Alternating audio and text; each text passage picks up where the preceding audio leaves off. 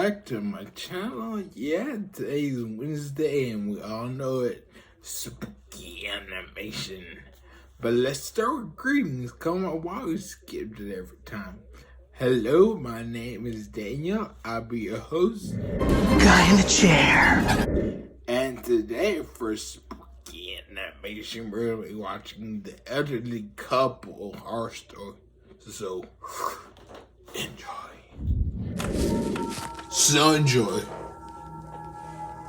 I was a little younger than what I am today. To be exact, I'm 37 years old now. So I was around 18 at the time.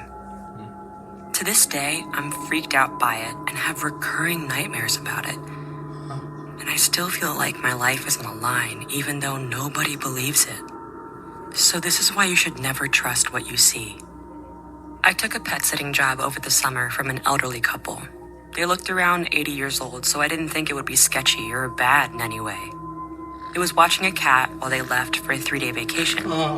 All they said was to feed the cat every 7 to 9 hours. It was easy money. So fast forward to the day, I go to their house, I gather all my stuff out of my car, like flashlights so I can read. Their house is kind of dark and they don't like the lights on, and some extra clothes.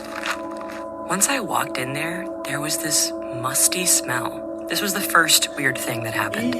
It was strange because their house looked clean and tidy, but it was so faint I brushed it off. They soon showed me around the house. It was a decently sized house with 4 bedrooms and 3 bathrooms. It had carpet as floors, and the decorations were quite modern despite the owner's age. The old woman took me aside and showed me where I'd be sleeping. It was a nice room, but the musty smell was slightly worse in this room, and the carpet looked lighter than the rest of the carpet around the house. But yet again, I brushed it off, like an idiot. And one of the more important parts of this story, they told me, was that they had a son, and he lived in this house too, and his room was in the basement. They told me that he never came out of his room, and they told me that his room was off limits because he was sensitive. Anyway, 30 minutes later they leave, and this kid and I are here alone. It goes smoothly for a long time, I'd say 2 hours, until something happens. Now, I know the rule 3 red flags and then you're out. But again, I was a stupid teenager desperate for money, so I overlooked things until it was too late. I was watching TV on the bottom floor when I heard a loud slam from the basement. Now, usually I'd be scared, but I know that her son was down there, so I looked past it even though it was extremely off-putting. Well, fast forward a couple minutes later, and I hear the basement door slam open. I'm confused by this because if he supposedly lives here, why would he feel the need to slam the door? Again, I let it go because I don't know him, so I don't have the right to judge him. But because I was a very stupid teenager, I decided I would go check on him regardless of what the old lady said. So, I get up, trying not to make too much noise, and I walk to the basement door. And lo and behold, the door was wide open and the stairs leading down were completely blacked out from the absence of light. No windows, no light anywhere. So at that moment, I assumed that he had come up from the basement to get a snack, so I headed to the kitchen. But before I tell more, I didn't hear him going into the kitchen. I just assumed he did. I turned the corner and I saw him standing there.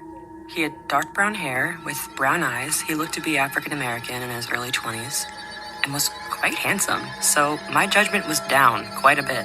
I took a light step into the kitchen and he flipped his head around and looked at me.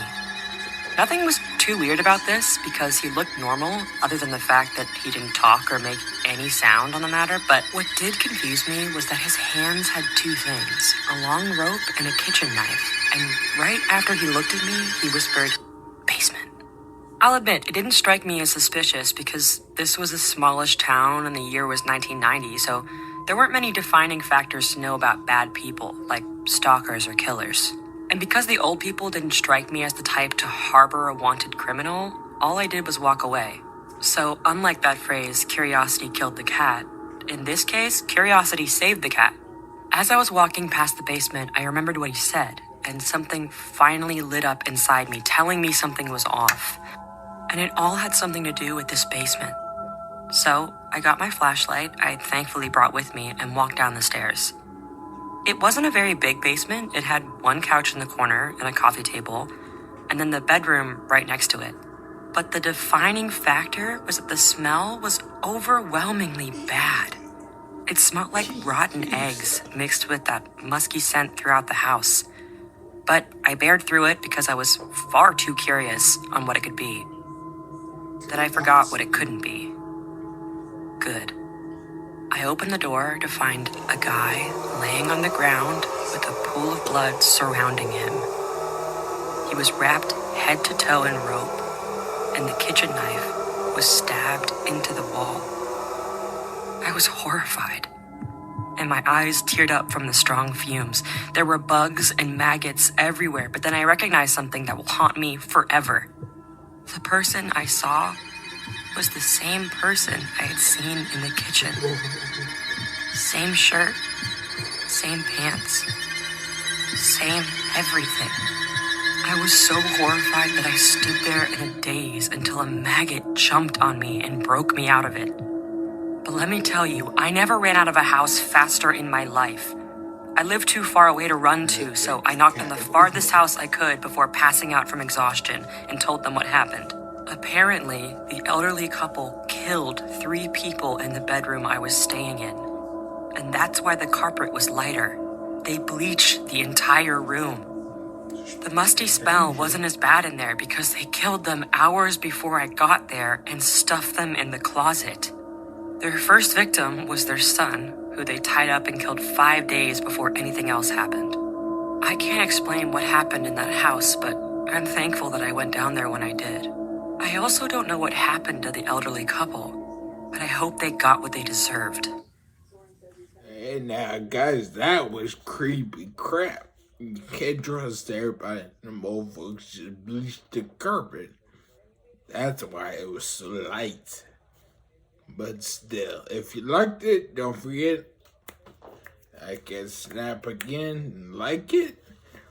Comment down below, and then finally subscribe and hit the notification bell to be notified every time I post a new video and share. Bye.